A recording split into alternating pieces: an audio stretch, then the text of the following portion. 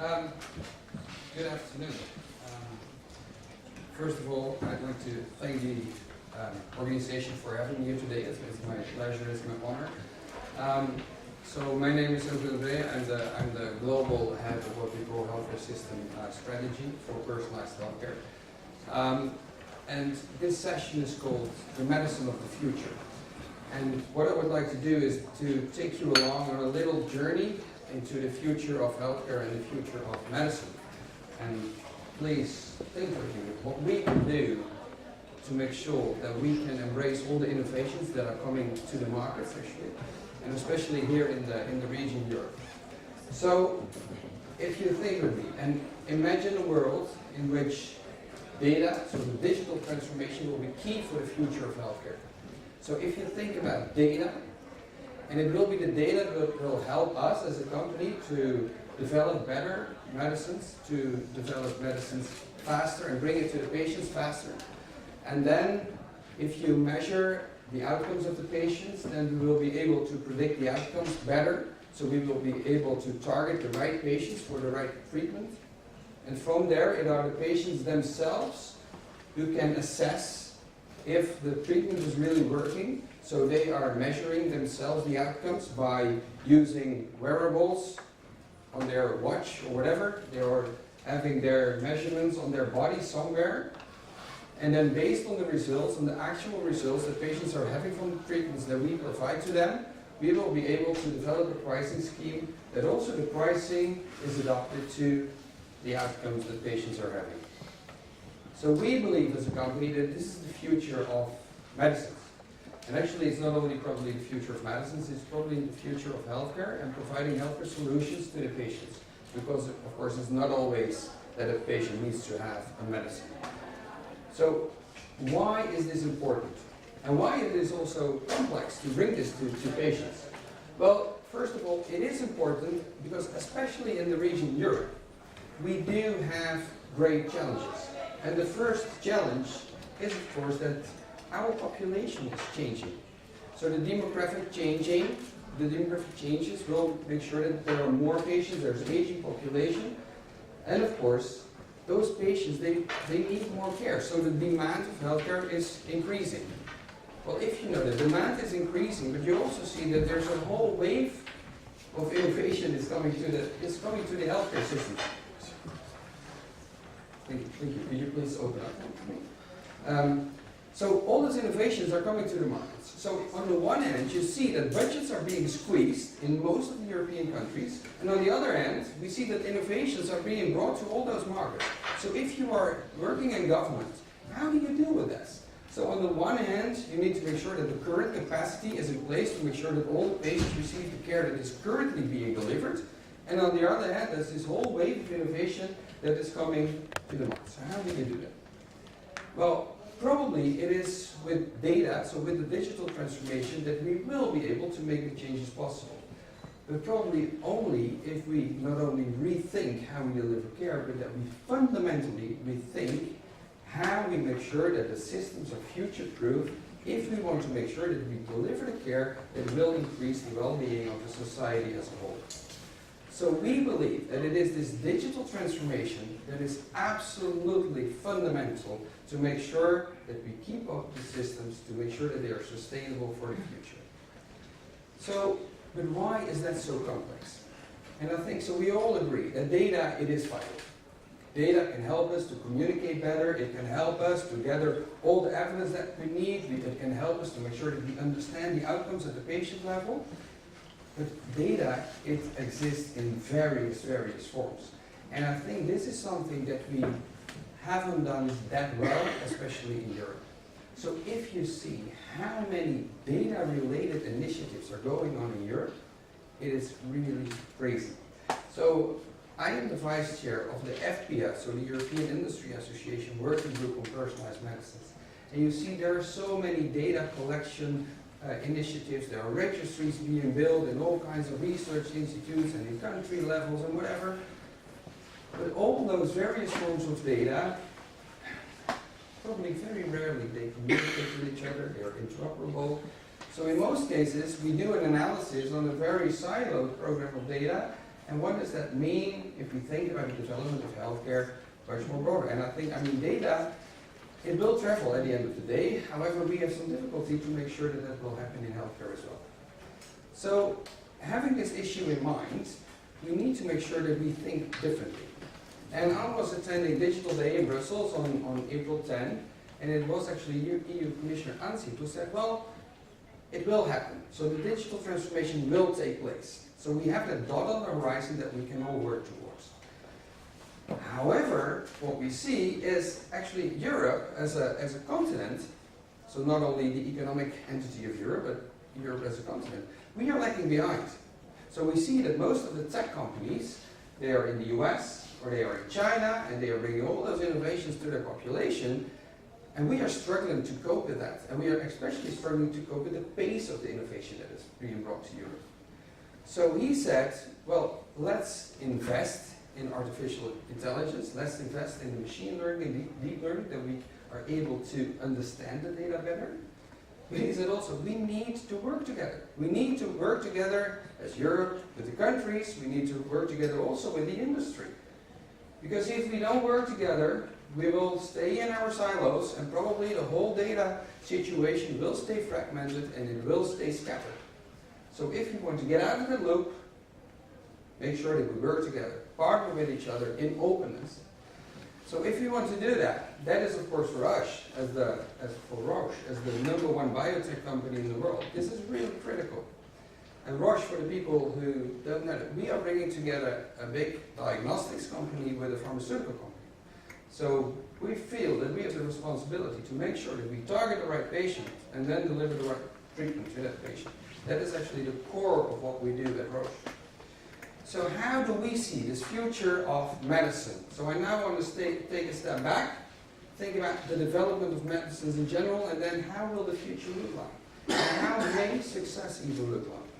So if you know how medicines are being developed, and I think for this case it might be helpful to think about cancer as a disease area. And in the past, until let's say roughly 20 years ago, the medicines that were being developed against cancer, it was actually a one-size-fits-all solution. So think about the chemotherapy. You were diagnosed with cancer, and then chemotherapy was the treatment. And we didn't know before if you were going to respond or not. It was just having a shot, having a go, trial and error. Some people did respond, others didn't. But that was actually the choice you had. Then, about roughly 20 to 15 years ago, we developed what we say the targeted therapies. So it are the stratified medicines, and some still call it the personalized medicines. So we were able to predict, based on someone's biomarker, if a patient would respond yes or no.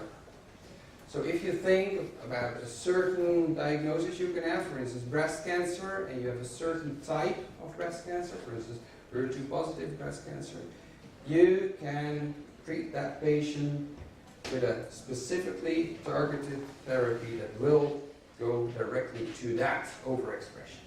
And actually we have seen a major shift with that.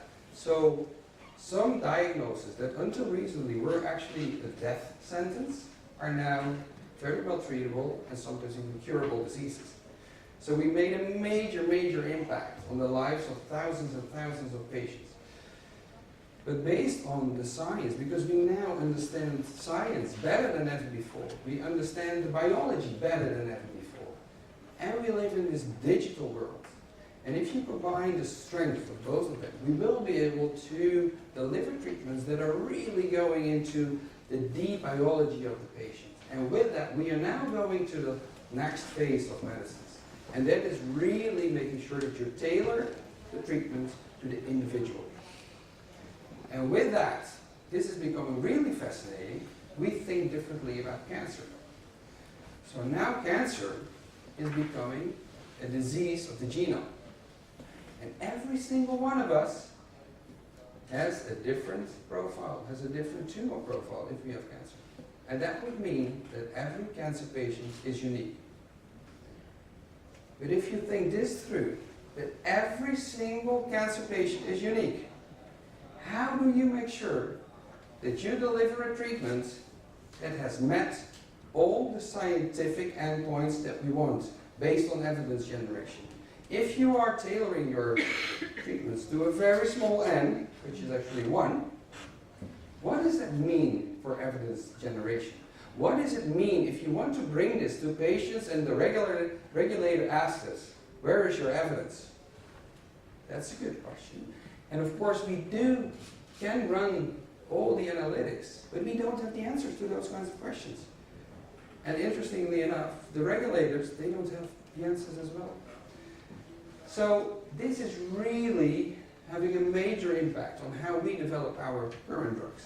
That means that we really need to work together with the regulators, and then of course also with the payers and with the governments. Do they understand how this works?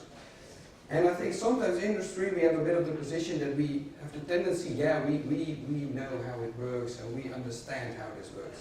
Well, to be very honest with you, we have many questions. So let's work together with governments, with payers, with regulators, and then hopefully if we can have the right analytics in place, we will be able to collect the evidence that is needed to deliver a safe and efficient treatment to the patients. But this is really challenging for us. But what is it then exactly that we are going to measure?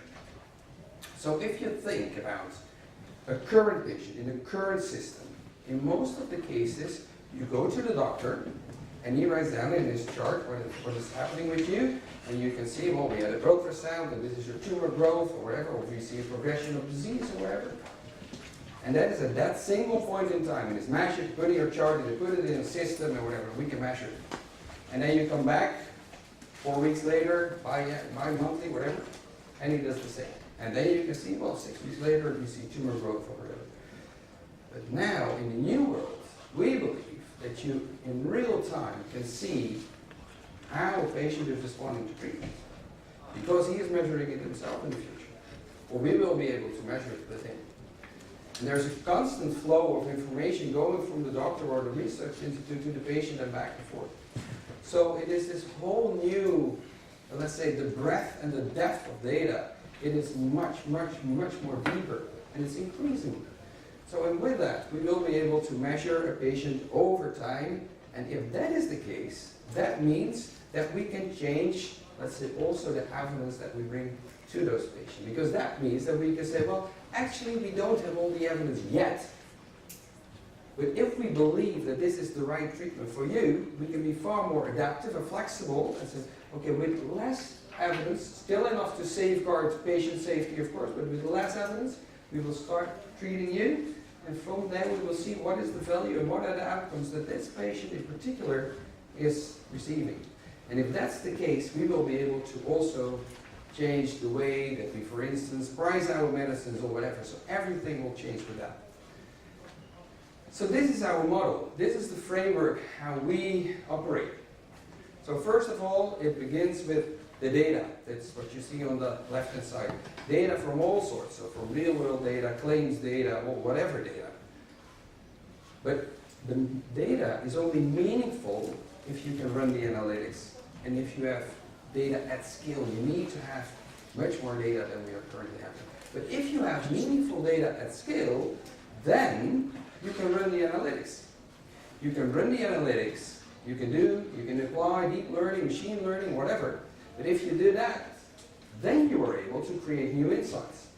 And if you create new insights, that's interesting, but it's only interesting if you bring them back to value.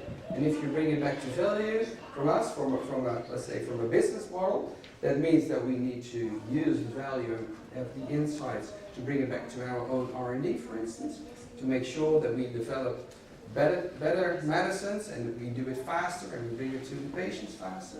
But of course, at the end of the day, it's only important if we bring value to patients.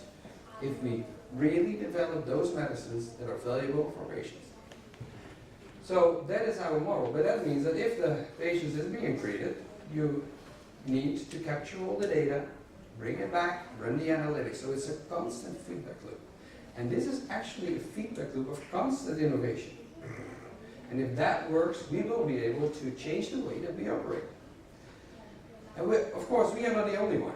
This is industry, and this is a major industry. This is the healthcare industry. And if you look, let's say, at the traditional pharma players, most of the companies, they are going into this direction. But I think interestingly enough, it is what you see on the right-hand side, and that is, let's say, the non-traditional healthcare companies are going into this space. So then you talk about Amazon, which is buying healthcare institutes in the US. You think about Facebook, it is Google DeepMind, that is analyzing all those patient data that people are using on their iWatch or whatever you can call it. So it is Apple that is going into this space.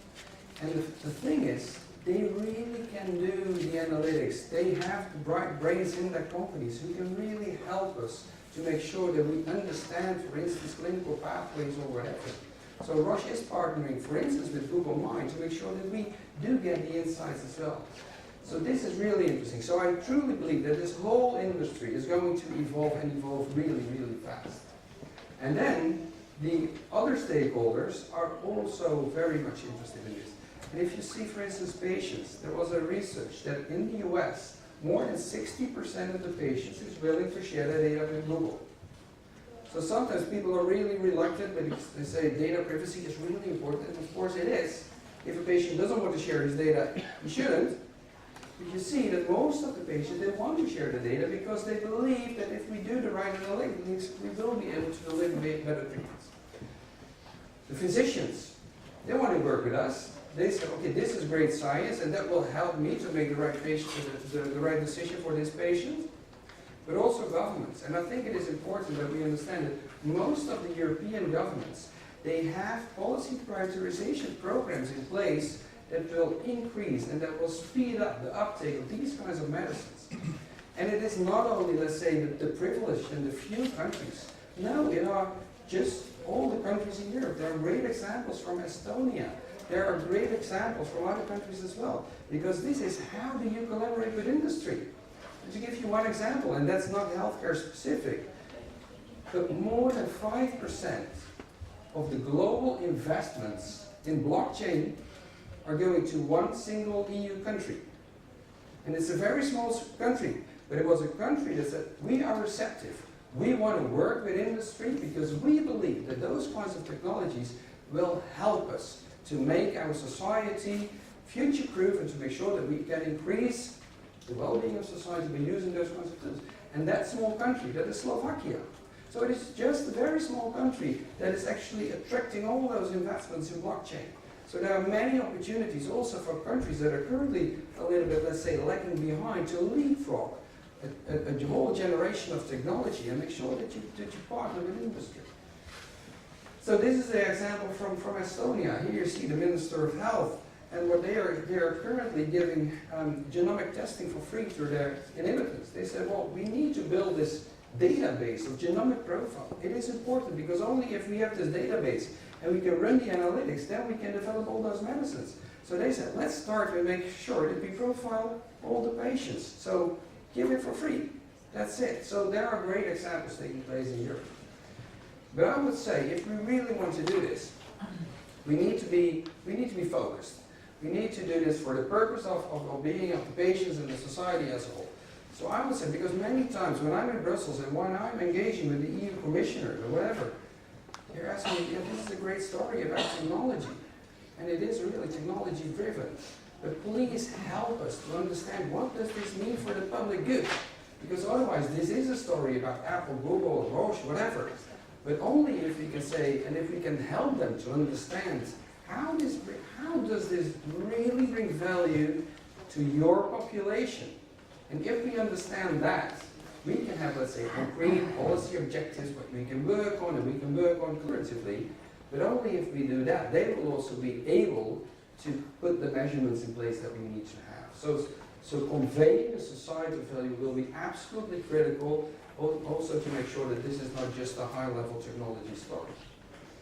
And from there, we have to rethink what does this mean for healthcare systems and the capacity and the infrastructure. Do we really need the governments to work on something? Or is this something that is, for instance, much more important for the hospital level, and how they work together with laboratories, with pathologists, or whatever? Or is this something that we want, let's say, national stakeholders to put in place, for instance, because we need to have an enabling data infrastructure? So we need to rethink what does it really mean for the system itself. And from there, we have to rethink the business model. Because at the end of the day, especially policymakers, they are quite reluctant, and rightly so, to do something if they don't know the price tag. So it is not only the price tag that Roche is charging, but it is, let's be clear about the business model. How do we do this actually? And who is charging for what? And who is paying for what? And if that's all not clear, it is pretty hard to work together. Because then also there's this distrust. There's a lack of trust if you don't know exactly what someone's monetary vision is on this. So I would say that we really need to work on this proof of concept. We need to prototype this. And of course we do have the examples in some EU countries, but I would say we need to go one level behind and let us say, let's work on a model that goes across the borders of some countries. Make sure that we bring countries together and work together, and then let's see what happens. So let's build a new healthcare ecosystem together with industry, together with governments, together with regulators, together with payers. But only if we build this new healthcare ecosystem, we will be able to see how the future will look like. Because very honestly, no one of us knows how the future will look like. So only if we start doing it, and not going into conversation over the next 4 to 5 years, only if we start doing this, we can see how the future will look like. So I think that's absolutely important. And the good thing is actually that at the EU political level, there is political will to do this.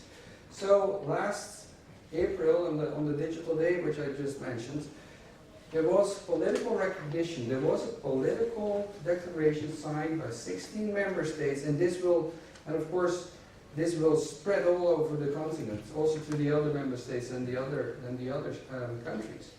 There is political will, and we need to embrace this. We need to embrace this information and all the innovation that is coming. So we need to make sure that we collect all the data, that we have all the genomes, and from there we can start running all the great intelligence that we have, and we can work together with all the research institutes and the scientists and whatever. So now, currently, we are working together with certain member states. How does this look like? And how can we make sure that we have the right governance structure in place that safeguards patient safety and patient privacy, but also that allows us to run the analytics that we need to understand more about science and how we can treat patients better. So this is, and we need those strong stakeholder coalitions. We need a coalition of the willing to go into the next phase. And I believe if we do so, we will be able to make sure that the patient will be in the center of healthcare. And we will be able, based on our expertise from the industry, from governments, from payers, from regulators, we need the expertise of all those critical players to make sure that we do what is most important for patients. But I believe if we do so, we will be able to treat the patients with the treatments that they need at the right time. And I think this is the future of healthcare. And I believe if we do this and we work together, we will be able to change healthcare for the good of patients, and we do it in a very unique way, and that is actually what is needed. Because at the end of the day, every cancer patient or every patient is unique. Thank you very much.